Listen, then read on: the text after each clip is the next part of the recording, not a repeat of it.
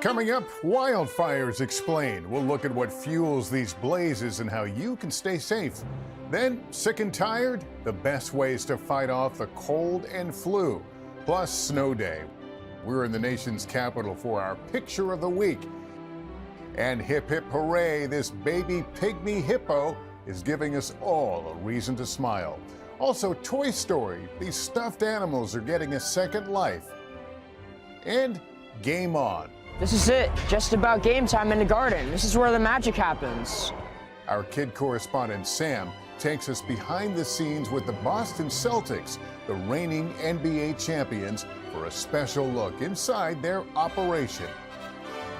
Great win tonight. Going into 2025, is there anything that you guys are focused on continuing or improving upon? We're only as strong as each link. So, empowering guys, to continue their great play. This is NBC Nightly News, Kids Edition. Welcome back to Nightly News Kids Edition. I'm Lester Holt. It is great to be with you guys. Happy New Year. We've got a terrific lineup ahead, from pandas to an adorable baby hippo. Plus, calling all you basketball fans, the Boston Celtics gave Nightly News Kids Edition special access. So come along for a look at what happens on game day. You're known for making big plays and clutch moments, especially during the fourth quarter. How do you block out the pressure and noise around you and get the job done? I kind of just try to breathe, kind of calm myself down, and then just trust the work that I put in, and you get an opportunity, just be confident in it and make the most of it. But first, we begin with one of the stories making headlines this week, and it's a serious one. Wildfires have broken out in Southern California, including Los Angeles, fueled by a weather event causing some scary conditions. We're talking about the Santa Ana winds. These winds occur when air from a region of high pressure over a dry desert moves west towards the low pressure areas of the California coast. That combination causes very dry, very strong winds that flow through the mountain passages in California.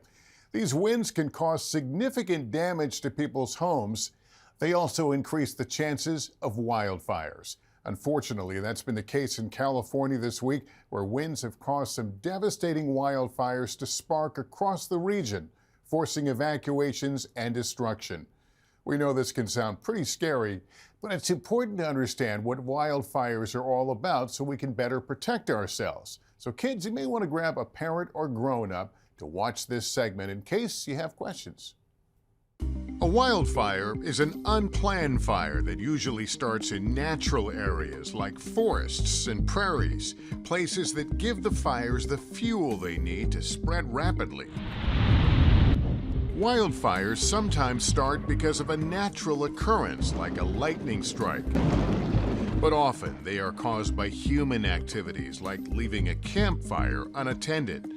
A fire source is one part of what experts call the fire triangle that creates wildfires. This also includes oxygen from the air and that fuel, which can be anything from trees and shrubs to structures. Weather also can play a key role in determining how much a wildfire will grow. Windy conditions like those happening this week in Southern California can increase the amount of oxygen in the air, and higher temperatures and decreased rainfall dry out trees and plants, making it easier for fires to start and spread quickly. A big part of why we're seeing more wildfires is climate change. Places like California, where we typically see the most wildfires, are experiencing a drought. And when you have a drought, you have more vegetation that is dried out and ready to provide the fuel that that fire needs. We know this can sound kind of scary, but there are some things you can do. A lot of wildfires actually begin when people leave something burning in the environment. So if you go camping and you build a campfire, really make sure that you put it out whenever you leave. Also, be prepared. Talk to your parents and have an emergency plan in place.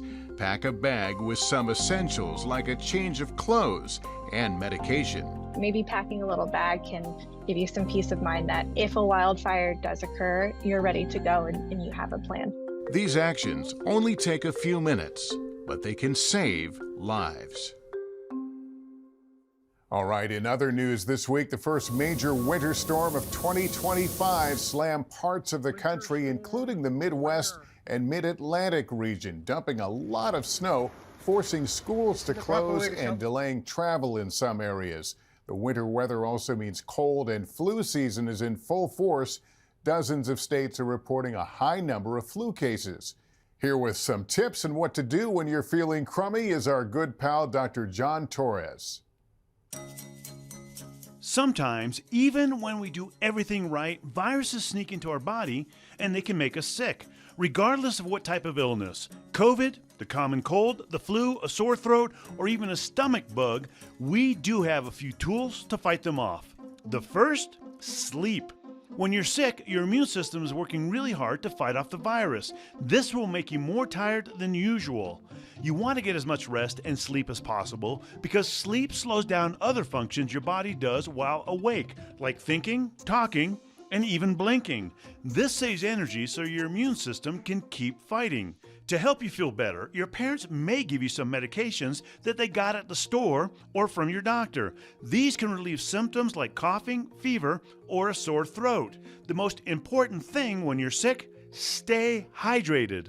It's very important that you drink a lot of fluids. That can include water, fruit juices, or sports drinks. Why? Well, all the cells in your body need water in order to work properly. And when you're sick, it's especially important because water helps the immune system create more antibodies. And remember, antibodies, those soldiers, are what fight off viruses. Now, what about food? Well, you may have heard the phrase, feed a cold, starve a fever. But kids, this is a myth. Yes, a myth. Regardless of whether you have a cold, the flu, or something else, you want to try to eat because food gives your body energy to fight the virus. Fruits, vegetables, and peanut butter are some good options. But sometimes getting sick causes you to lose your appetite. And if that happens, try eating plain foods like crackers or toast. And there's nothing better than a comforting bowl of chicken noodle soup when you're sick. And it really does help you get better. It thins the mucus in your nose and throat to make you less congested, and it helps hydrate you. And when you combine all these tools together, sleep, fluids, food, and medication, it can help you get better faster. All right, Dr. John Torres, thanks very much. Great advice.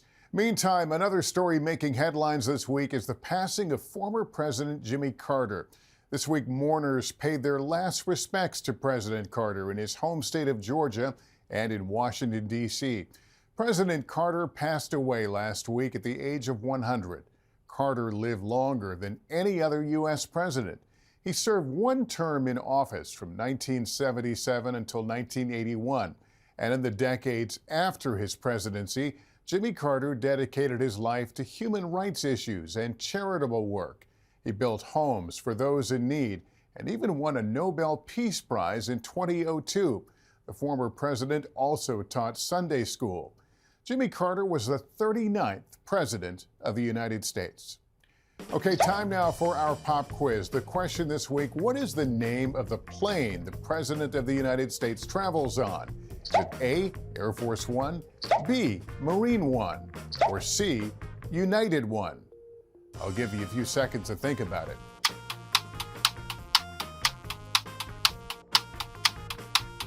Okay, time's up. The answer is A, Air Force One.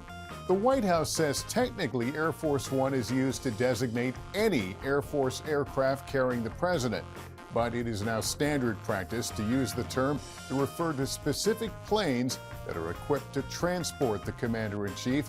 Today, this name refers to one of two highly customized Boeing 747-200B series aircraft for the president. All right, let's turn now to our picture of the week, and this is a fun one. Pandas at the National Zoo enjoyed their own snow day earlier this week in Washington, D.C. Pandas Bao Li and Chung Bao looked like they were having a ball, rolling around and tumbling in the snow. The two pandas came from China a few months ago and will make their public debut at the zoo on January 24th. Glad they're having a good time in the snow. Now to a story that caught our eye. A new addition to a zoo in Virginia is capturing a lot of attention lately. Move over Mudang and meet Poppy. We get details from our friend Ann Thompson. Say hello to Poppy, a baby pygmy hippo who is capturing the hearts of America. She's very spunky, she's very brave, she is curious, and she loves life. People just really have gotten to love hippos. Born last month at the Metro Richmond Zoo in Virginia, Poppy's popularity is soaring, thanks in part to another baby hippo. People call her the American Mudang. There's nothing more cute than a baby hippopotamus. And of course with the Mudang popularity, and then this just added on to that. The baby hippopotamus got her name after a poll generated more than 100,000 votes from 160 plus countries. Poppy's more than doubled in size since she was born, and she's trying to learn all the ropes that she can, and she is really pretty spunky, and she will follow mom sometimes, but sometimes she leads the way. Did you know pygmy hippos come from West Africa and are the smaller species of hippos? Adults can get up to about 600 pounds. Iris, her mom, is just about that, so she's a good-sized pygmy hippo. Pygmy hippos also have a unique ability when it comes to feeding their young. One of the things that I think is really incredible is that they will nurse underwater. Now, she has just started to nibble on some of the food. She'll nibble on some of the hay. As Poppy gets older, she'll be able to spend more time underwater. The adults can hold their breath for 15 to 20 minutes underwater. The little guys, not quite as long, probably around 5 minutes, but as they get bigger, their lung capacity's more and they'll be able to stay underwater longer. And if you're wondering why pygmy hippos in general are so shiny, well, experts say it's because their blackish skin can cause them to dehydrate more quickly. So the skin oozes a pink fluid called blood sweat. And this is what makes them appear shiny or wet. It also acts as a natural sunscreen for them. Pygmy hippos are considered endangered, making Poppy's birth an important milestone for this species. There's less than 2,500 of them that live in the wild, and so this birth here is important because we want to maintain a genetic viable population in the world under human care so that some of these animals, if they need to be reintroduced to the wild. One tiny hippo already making a big splash. Okay, and thanks very much. Now let's head overseas to England for a really sweet story about one company giving used stuffed animals a second life. We get details from our friend Megan Fitzgerald. For so many kids, there's a certain magic behind our stuffed animals. And do they protect you at night? Yeah. They do? They definitely do. 8-year-old Albert Bowman says his stuffed toys give him a lot of comfort. But Albert says these stuffies are even more special. It's why he's used his allowance to buy 2, and this one is his 3rd. Because I loved before. And what does that mean? Like, somebody had them before. All of these stuffed toys on the shelves have been donated, which means someone owned them before and gave them away so someone else can love them again. It's pretty cool. But first, they have to be scrubbed and cleaned so there aren't any germs. It's a process that happens here in this workshop just outside of London. The company is called Loved Before. Loved Before are a totally one-of-a-kind stuffed animal rehoming centre, rehoming agency. And what we do is that we take in stuffed animals that people are ready to pass on so that they don't go into the bin. It's an idea that owner Charlotte Liebling says is making other kids happy, but it's also helping our environment. It's another form of recycling. So these teddies get a very special bath. All of them will go through a base level of cleaning and sanitization, but it includes things like antibacterial cleansing with some really high medical grade actually detergents. Before they're steamed at a high heat. And even given a massage. These stuffed animals get the royal treatment. They're stitched up and repaired as needed before they're boxed up and shipped out to stores. Just deeper messages about overconsumption and sustainability and how prolong the lives of and relove the things that we already have is really, really important to instill in this next generation. Before they do, each one is sent off with their own personal story that are usually written by their former owner. This is Elma. She loves watching clouds drift by and finding shapes in the sky. She is a very calm bear. It's just a little detail that shows how much they were loved before and could be loved again.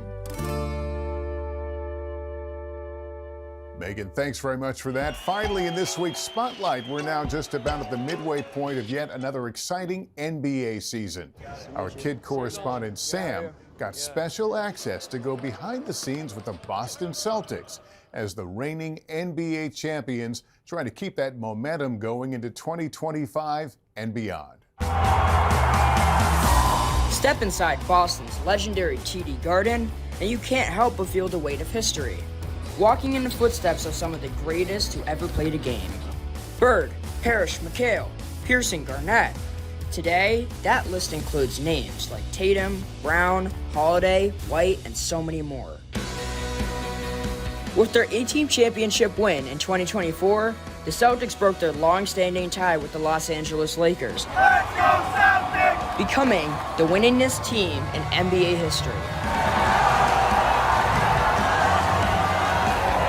I got an inside look at the operation, and my day started long before game time. I was invited to the Auerbach Center, the Celtics practice facility, for a shoot-around. You know, just doing a regular day with the Boston Celtics. That's an informal practice where players can hone their skills at their own pace. I was just feet away from star shooting guard Jaylen Brown as he sunk one after another. Enjoying a media scrum where forward Sam Hauser took a few questions. They pose a lot of different threats and that The team is led by Coach Joe Mazzulla. How's the team cooking? Our team morale, our culture is really good. I think that's what, over the course of a long season, you have to go through ups and downs and stretches, and so you got to be able to rely on the togetherness and the connectivity of the guys. As practice finished, we got a look at one of star point guard Derek White's famous trick shots. Nice to meet you. How are we going? Good, how are you? Good. Before an exclusive one-on-one interview, you're known for your trick shots. How do you come up with them? It's kind of a group of us just kind of think of it on the fly. We might see something in a game or online and we'll try it, or like the one today, we just kind of make it up on the fly and just have fun with it. 2024 has been a huge year for you. You have a championship win and an Olympic gold medal. How do you plan to keep this momentum going into 2025? Just trying to keep being better. It's a lot of fun, exciting things I did last year, but just moving forward and just kind of just building on it and just having fun doing it. You're known for making big plays and clutch moments, especially during the fourth quarter. How do you block out the pressure and noise around you and get the job done? I kind of just try to breathe, kind of calm myself down, and then just trust the work that I put in, and you get an opportunity, just be confident in it and make the most of it. Do you have any advice for the kids who love to play basketball but maybe aren't making like their team? Just keep going. If you're having fun with it, that's kind of how my whole journey began. I was just having fun playing with my friends and just kept working and kept getting better and better. So as long as you're having fun, meeting the right people, learning a lot, and I think it's a great game. I mean, if the Celtics need me, I mean, I could shoot, so... yeah, you're a shooter? I could shoot. Shoot some threes for us, we need it. I have a rec game next weekend. Do you want to pop up and like possibly help out? Hey, we don't got a game, you need some help, just give me a phone call. I appreciate it. Of course. Then it was time to head to the Garden to see the Celtics take on the Indiana Pacers. This is it, just about game time in the Garden. This is where the magic happens. But first, I joined a team on the court for a warm-up.